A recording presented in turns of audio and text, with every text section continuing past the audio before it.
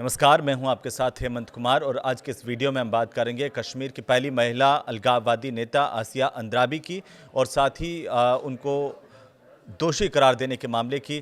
तो आपको बता दें कि दिल्ली की एनआईए कोर्ट ने कश्मीरी अलगाववादी नेता आसिया अंद्राबी और उनकी दो सहयोगियों सोफ़ी फ़हमीदा और नाहिदा नसीरीन को दोषी ठहराया है। इन तीनों पर देश के खिलाफ साजिश रचने और आतंकी संगठन चलाने के आरोप थे। आसिया अंद्राबी महिला अलगाववादी संगठन जो है वो दुख्तरान ए मिल्लत की प्रमुख बताई जाती है और अब 17 जनवरी को कोर्ट जो है वो सज़ा पर अपना फैसला सुनाएगा। अदालत ने कहा कि आसिया अंद्राबी के साथ उसकी सहयोगी सोफ़ी फ़हमीदा और नाहिदा नसरीन ने देश के खिलाफ साजिश रची और आतंकवादी संगठन की सदस्यता भी ली। उन्हें यूएपीए की धारा 18 और 38 के तहत दोषी माना गया है। एडिशनल सेशंस जज चंद्रजीत सिंह ने यह कहा है कि आरोप बेहद गंभीर है और इन्हीं आरोपों के आधार पर इन तीनों को दोषी ठहराया जाता है। अदालत ने यह भी कहा है कि उनकी गतिविधियां सिर्फ अलगाववादी नहीं थी बल्कि देश के खिलाफ साजिश और आतंक फैलाने की कोशिश भी थी। इस पूरे मामले की सुनवाई पटियाला हाउस कोर्ट में एएसजे सिंह ने की और फैसला सुरक्षित रखा है। इसके बाद मामले को कड़कड़डोमा कोर्ट में स्थानांतरित कर दिया गया। दरअसल 21 दिसंबर 2020 को राष्ट्रीय जांच एजेंसी एनआईए की अदालत ने सोमवार को कश्मीरी अलगाववादी आसिया अंद्राबी और उसके दो सहयोगियों के खिलाफ भारत के खिलाफ युद्ध छेड़ने, राजद्रोह और देश में आतंकी कृत्यों को अंजाम देने की साजिश रचने के आरोप में मुकदमा दर्ज करने का आदेश दिया था।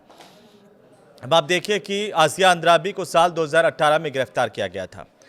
एनआईए ने उस पर पहले देश के खिलाफ युद्ध छेड़ने, लोगों के बीच में नफरत फैलाने, गैर कानूनी गतिविधियां रोकथाम कानून यूएपीए के तहत आतंकी साजिश रचने के गंभीर आरोप एनआईए ने लगाए थे और अदालत ने अब इसी पूरे मामले को लेकर तीनों को दोषी करार दिया है और ये माना है कि इन्होंने किस तरीके से देश के खिलाफ न केवल साजिश रची बल्कि आतंकी गतिविधियों में भी इनकी संलिप्तता कोर्ट ने पाई है।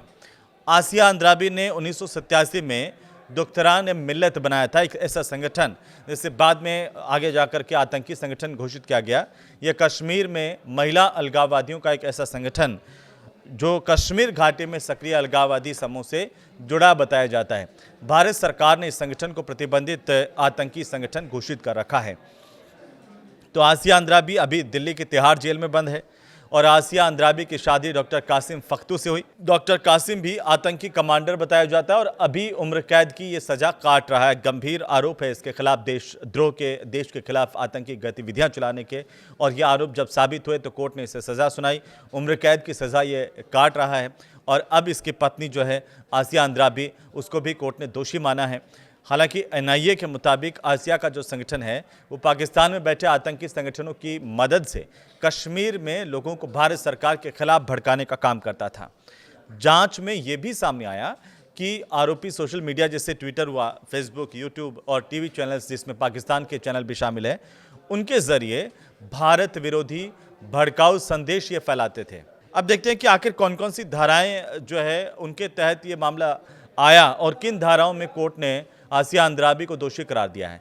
तो आप देखिए कि एनआईए ने इस पर गैर कानूनी गतिविधियां रोकथाम अधिनियम यूएपीए के तहत राज्य के खिलाफ युद्ध छेड़ने, समुदायों के बीच में दुश्मनी को बढ़ावा देने और आतंकी साजिश रचने संबंधित धाराओं में आरोप लगाए थे। इसके बाद अतिरिक्त सत्र न्यायाधीश चंद्रजीत सिंह ने अंद्राबी और सह आरोपी जो हैं उनको दोषी ठहराया इस पूरे मामले में। अब अदालत 17 जनवरी को सजा पर बहस सुनेगी। नफरत फैलाने के लिए सोशल मीडिया का इन्होंने किस तरीके से यूज़ किया, यह भी देखने वाली बात है।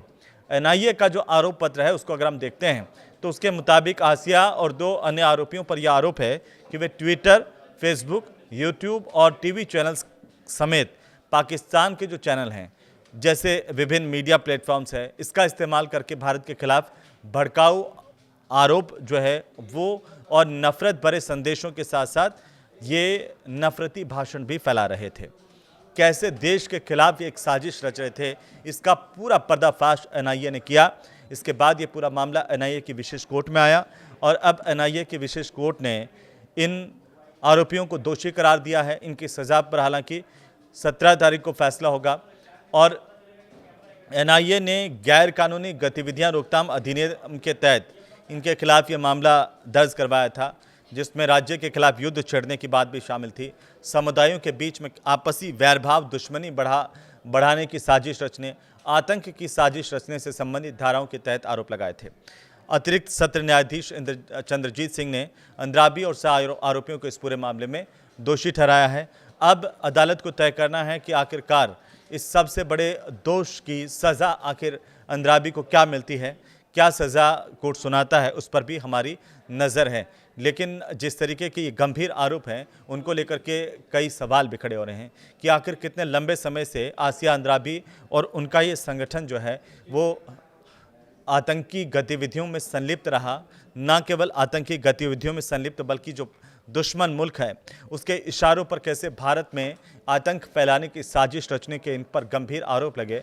हालांकि जब एनआईए ने इस पूरे मामले की जांच की तो जिस तरीके के तथ्य सामने आए वो बेहद चौंकाने वाले हैं।